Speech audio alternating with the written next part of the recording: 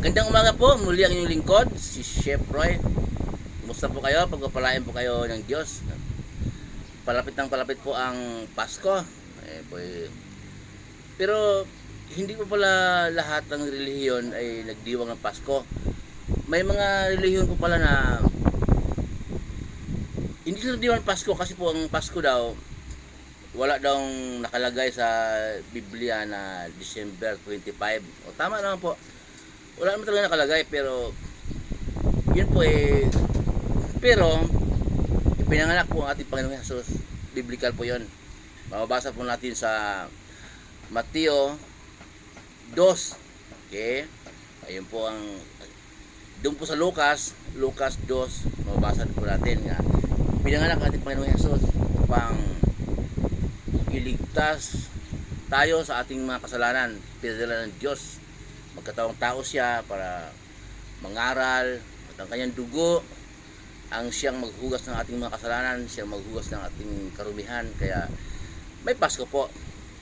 Pagdiwang din natin ang talaga ipagdiwang din Pasko, magamat hindi naman alam kung ano talagang pizza, ano talagang buwan, pero wala naman nakakaalam nakasanayan December 25.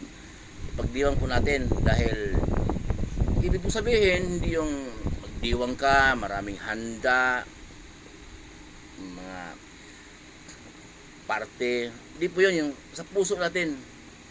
Oo, araw-araw yung araw-araw ang pagsamba po sa Diyos, araw-araw sa lahat ng oras.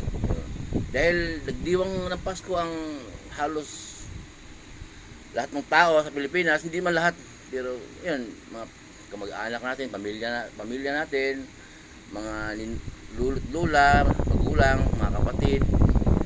Ayan, sabayan pa natin sila. Talaga namang hindi mo masama na ipagdiwang ang kapanganakan ng ating Panginoong Hesus. Ipagdiwang magsaya.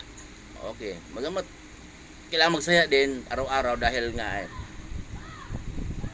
nasa iyo ang ating Panginoong Hesus, nasa puso mo, ikalubang ka ng banal na espiritu. Andyan yung kasiyahan, pero iba yung Pasko na sabayan mo sila at paliwanag mo rin sa kanila. Hindi yung puro ka lang kontra na hindi naman December ang Pasko. Alam naman ang mamabasa ng Biblia na walang December 25 na nakalagay sa Pasko. Muli po yung lingkod, si Chef Roy. Mabuhay po kayo, ingatan kayo ng Diyos, sasamahan kayo ng Diyos lahat ng puntahan ninyo, mga negosyo, mga pinagkakitaan nyo sa buhay ayon sa kalooban ng Diyos.